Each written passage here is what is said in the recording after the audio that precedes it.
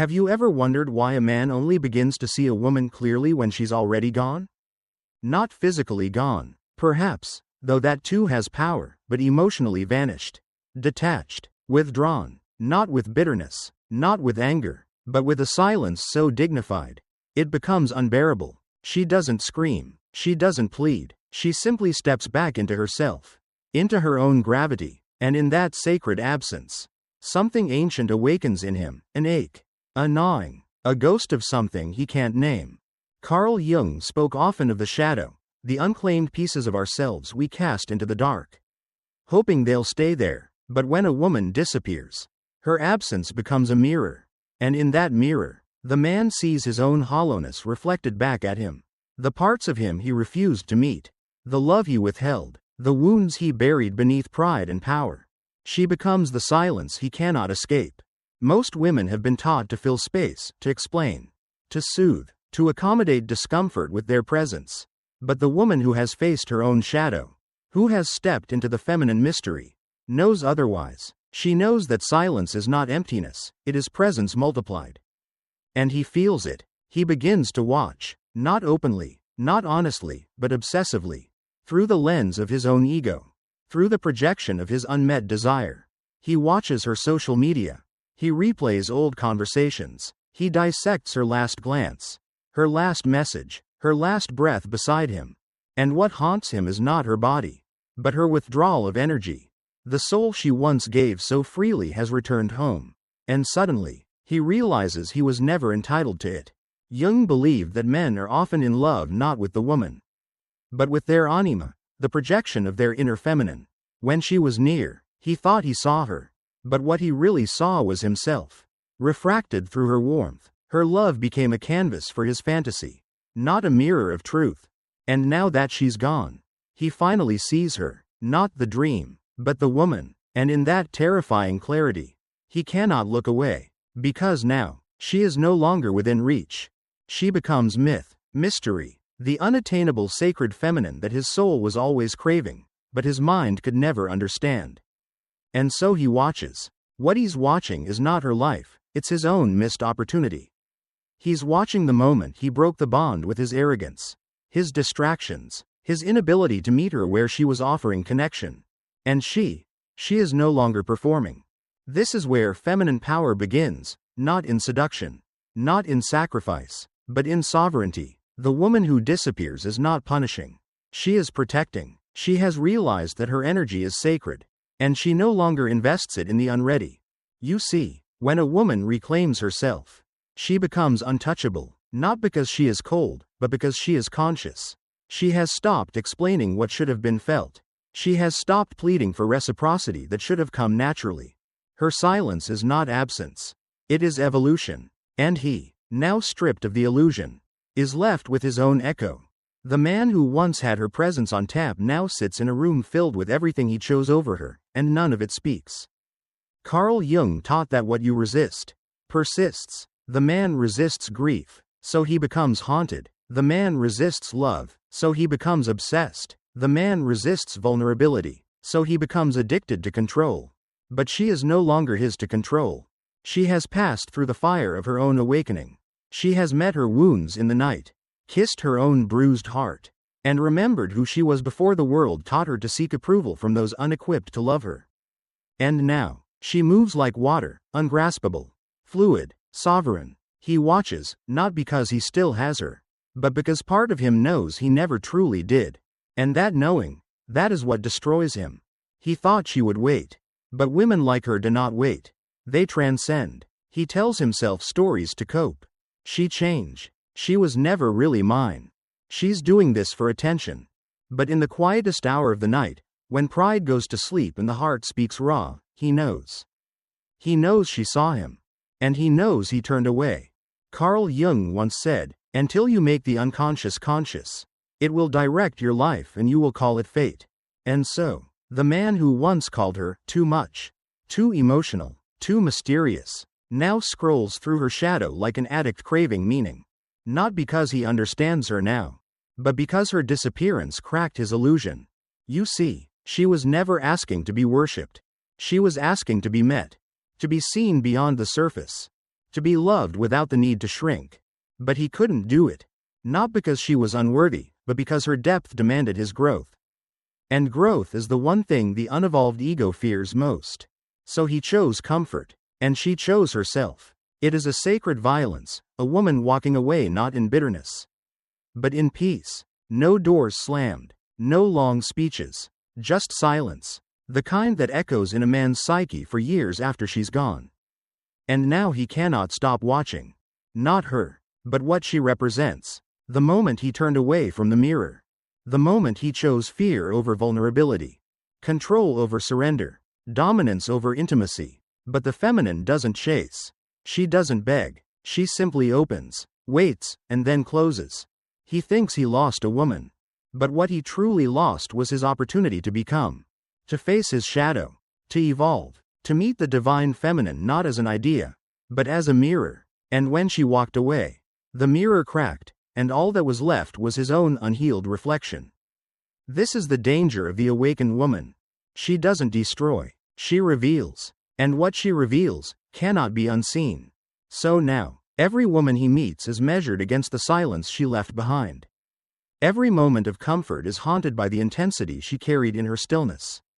Every gaze, every voice, every touch, never quite hers. Because it is not her body he misses. It is her presence. The sacred, terrifying knowing that she saw him. Truly saw him. And still, he could not meet her there. Carl Jung knew the Anima, the inner feminine, was not soft or submissive. She is wild. She is eternal. She is the gateway to the soul. And when a man rejects her in a woman, he rejects his own chance at wholeness. She didn't leave because he was broken.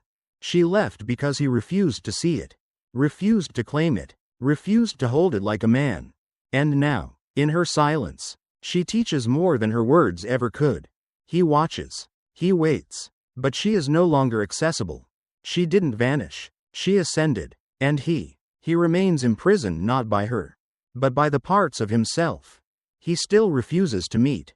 He tells himself he's moved on. That the ache is memory. That the ghost of her presence is just a phase. A shadow that time will dissolve. But deep down, where words don't live, he knows. This is not about her.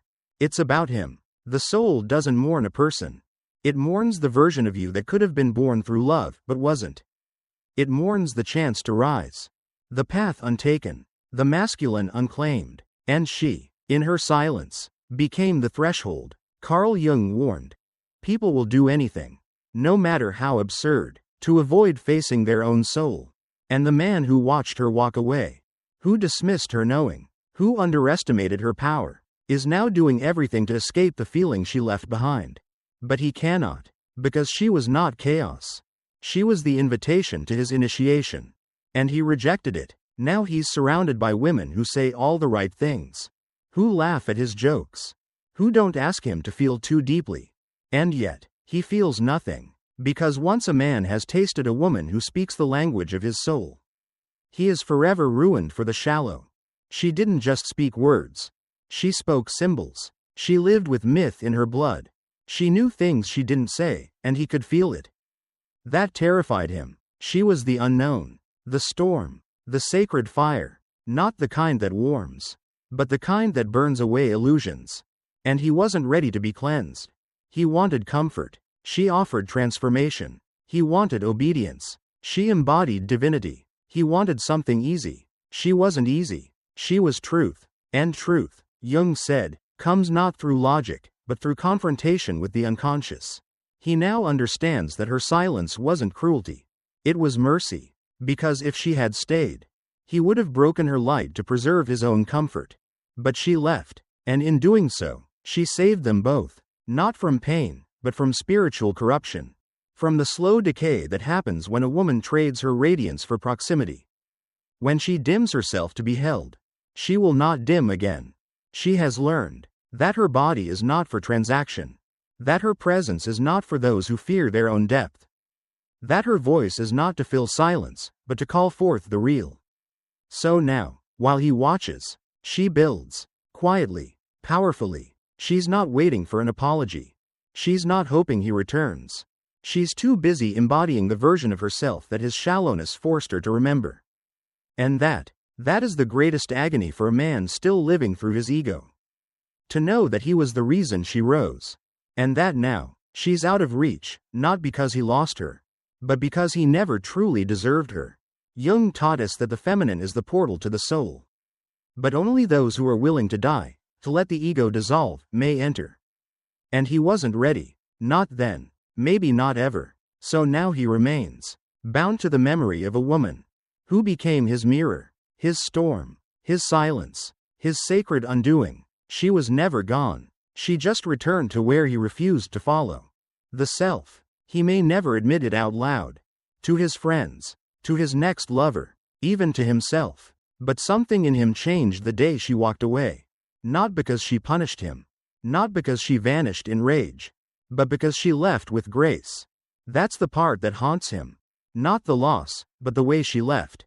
No begging. No theatrics. Just presence. And then absence. The quiet kind. The irreversible kind. Because when a woman walks away without needing to prove anything, she leaves behind a silence louder than any scream.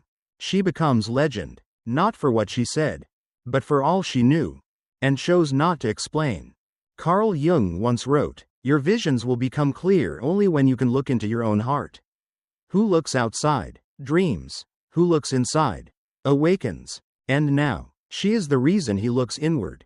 Not to chase her, but to confront himself. To ask, finally, why couldn't I love her when she was soft? Why did I wait until she turned into silence? Because now he understands. She was not the lesson. She was the reward. The lesson is what it cost him to realize that. She was his mirror, his muse, his moment to evolve, and he failed it. But that's the divine cruelty of the awakened feminine. She appears not to complete him, but to offer him a choice. Awaken, or watch her disappear. He didn't choose, so life chose for him. And she didn't just leave. She became a new woman, one that no longer fits into his old story. She ascended into the version of herself that he never had the strength to meet. This is how a man awakens. Not through comfort, but through the echo of a woman he can never reach again. And in that silence, in that unbearable space she left behind, he finally hears the truth. She was the fire. She was the mirror. She was the way. And now, she is gone. If this story resonates, don't forget to subscribe for more content on shadow work, feminine energy, and Carl Jung's deepest truths. Comment below. Have you ever been the one who disappeared, or the one left behind in silence?